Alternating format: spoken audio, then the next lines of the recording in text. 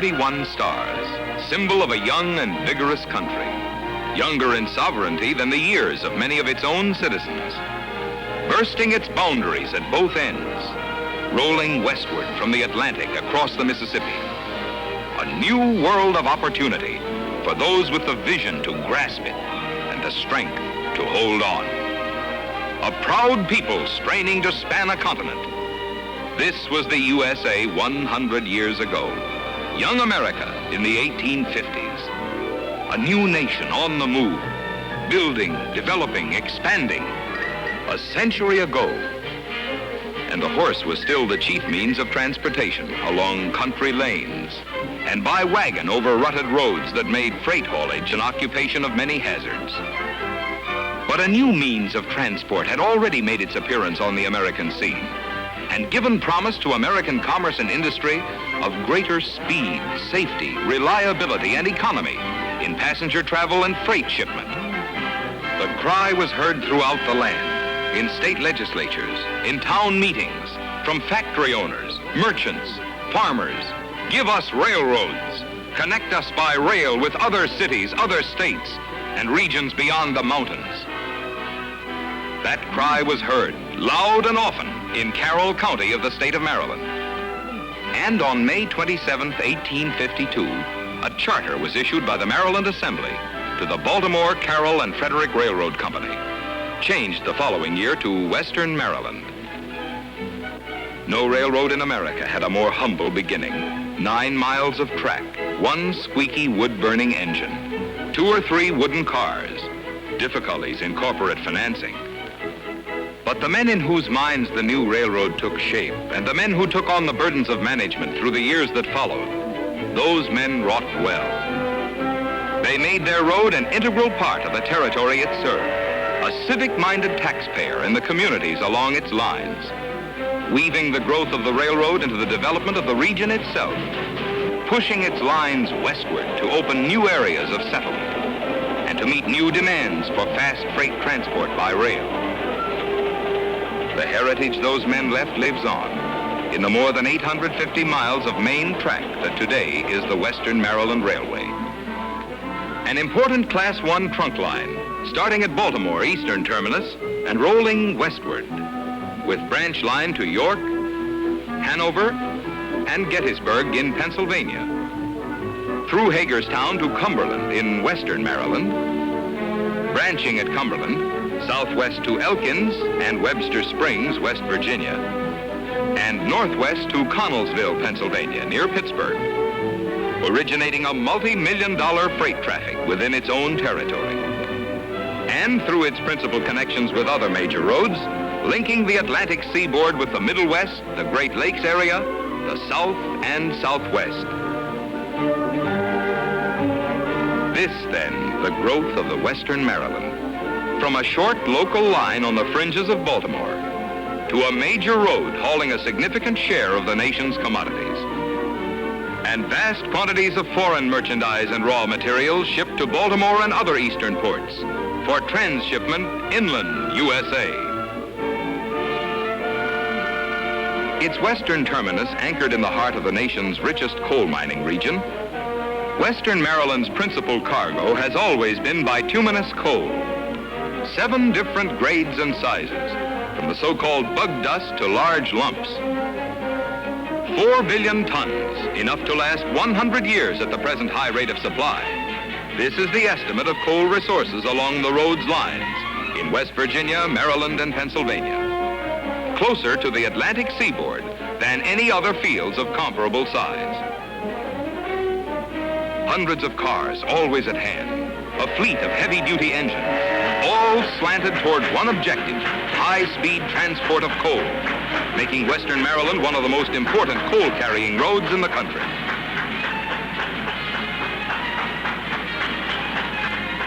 Start of a freight operation without parallel in American railroading. Western Maryland's a cross-mountain haul from the heart of the West Virginia coal fields. From Laurel Bank to Summit near Spruce, West Virginia, Western Maryland coal trains cross the Alleghenies at an elevation of over 4,000 feet, the highest mountain crossing by a standard gauge railroad east of the Rockies. level terrain out of Elkins and approaching Blackwater Canyon. 5,000 tons of coal en route.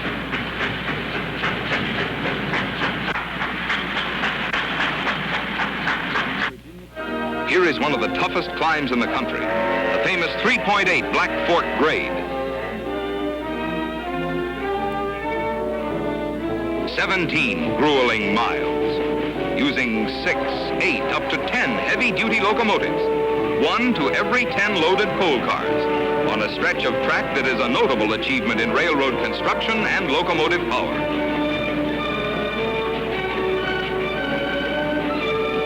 Thomas, West Virginia, top of the run. And from here on, easy rolling into Cumberland, while engine helpers return to pick up another coal load headed up the Black Fork grade. Moving toward Cumberland, meeting point for coal trains from the Fairmount mines via Connellsville and the Burgoo mines via Elkins, to be classified for the run to Hagerstown. And now rolling out of Cumberland, eastbound for Hagerstown and the great Atlantic seaboard markets, via high-speed service that ranks with the best in the country for this type of cargo.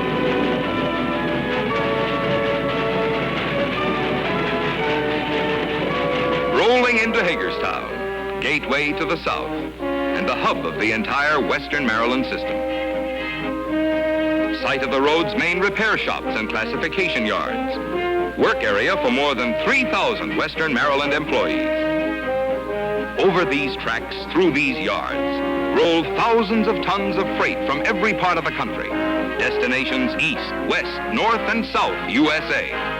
Commodities of every possible description, routed from connecting lines, all converging on Hagerstown, carrying coal, iron ore, and other minerals, grain and steel, finished and semi-finished factory products, foreign merchandise in infinite variety, a never-ending flow of freight traffic that makes Hagerstown one of the crucial railroad centers of the nation.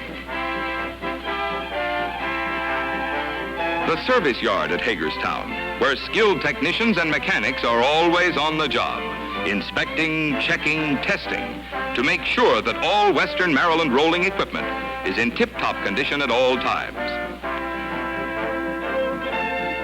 At the end of every trip and before the start of a new run, a thorough washing to emerge spick and span and ready to roll. For fast freight operations, eastbound from Hagerstown, part of Western Maryland's great fleet of diesel engines, representing the ultimate in high speed, power, efficiency, and economy.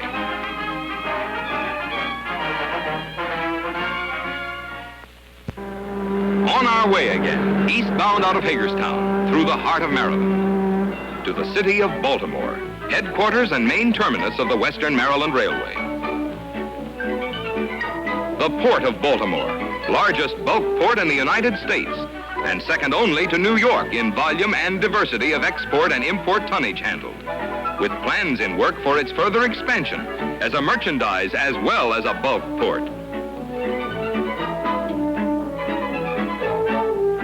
This is Port Covington, Western Maryland's 185 acres of shipping and rail facilities, an integral part of the Port of Baltimore. Covered piers and warehouses, with docking space for 23 ships at one time.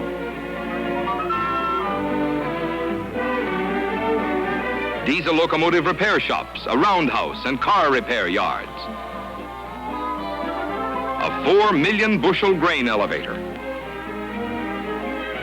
A huge 2,500 car radio controlled yard with 75 miles of track. All this and more within walking distance of downtown Baltimore. The sights and sounds of a busy marine terminal in motion. The dynamics of world commerce. Western Maryland men and machines at work. The meeting of trains and ships. Exchange of cargoes. All part and parcel of Port Covington, telling the world that things are moving and moving fast. A glance at the yellow manifest sheets in the freight agent's office, and the story is told in all its exotic flavor. Cork and olives from Spain, jute and burlap from India, wines from Italy, rubber from Malaya, coffee from Brazil, tea from the Orient. These are some of the commodities to be routed throughout America via Western Maryland and connecting lines. Western Maryland's great ore pier, with cranes unloading 2,000 tons of ore an hour, as much as 15 tons at each bite. Double today's tonnage in the next year or two, triple and perhaps quadruple present-day tonnage in the years ahead.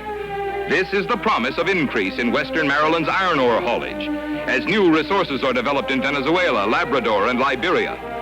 A large share of it shipped to Port Covington, to be transshipped to Sparrows Point, Pittsburgh, Youngstown, Wheeling, Johnstown, Cleveland, and other steel centers via Western Maryland Railway and connecting lines.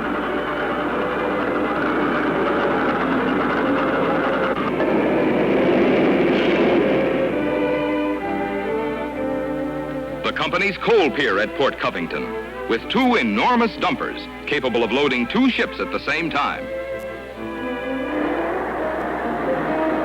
End of the line by rail for this coal tonnage, marked for transshipment by a freighter to other lands, or by way of barges down the harbor to Sparrows Point to be made into coke. A spectacular operation in split-second timing, as a loaded coal car is lifted, turned, dumped, and lowered. 60 seconds to push, pull, lift, and unload more than 70 tons of coal, all by automatic electric control, 60 cars an hour.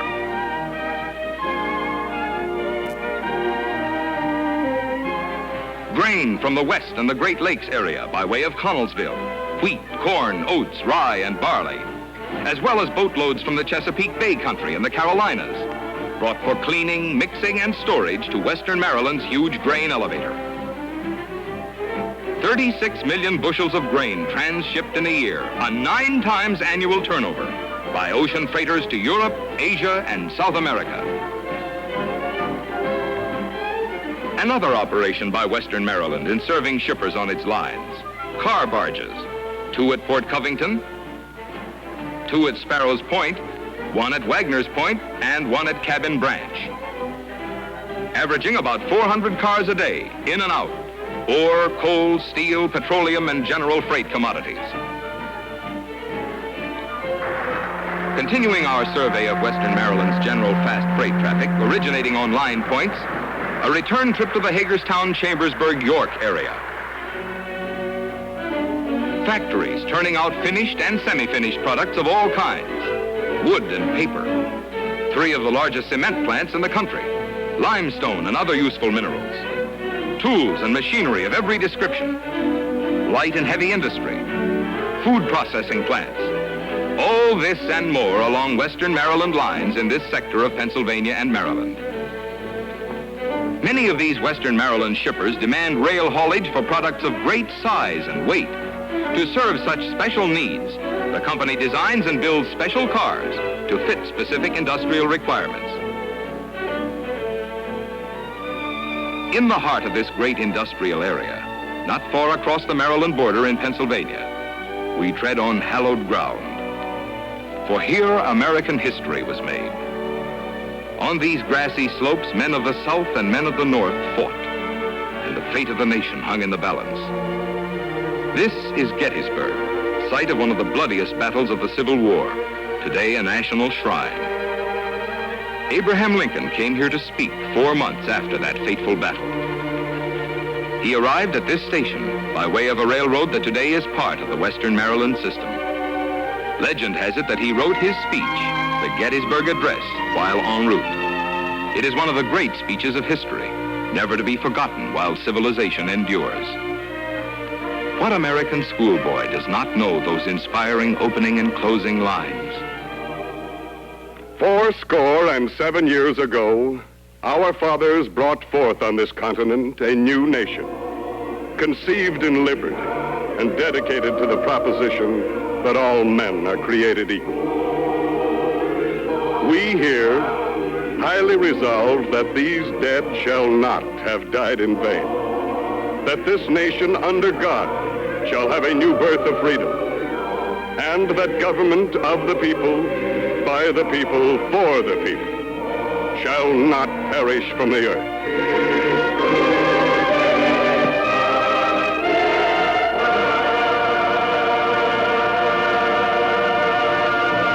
Today, this station at Gettysburg stands exactly as it did in 1863, when Abraham Lincoln walked across its platform.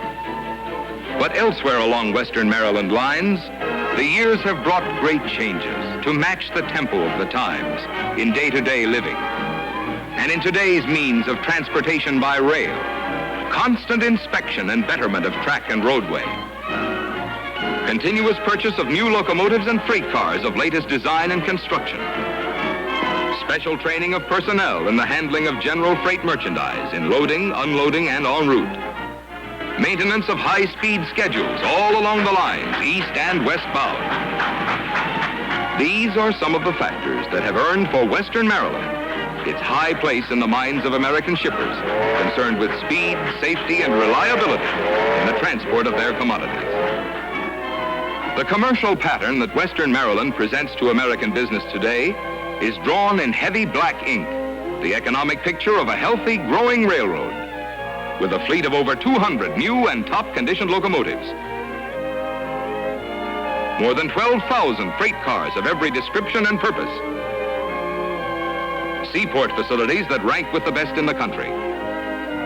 Through its connections with other roads at Connellsville, the shortest route to the eastern seaboard from Pittsburgh and the Middle West, a short route to Philadelphia, New York, and New England through its connections at Shippensburg, serving the heaviest traffic centers of the nation, thus making its strategic location as a bridge road one of its most valuable assets.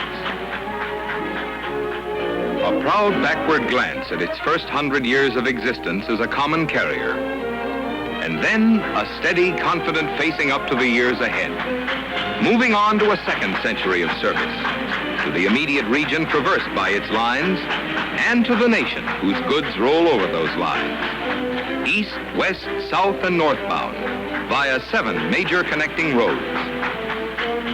This, then, is the Western Maryland story, a story rooted in the historical traditions of a young and vigorous country, a story of management, imagination, and flexibility, taking new directions in the cross currents of American commerce and industry, setting new standards of service, reaching toward new achievements in the forward march of American enterprise.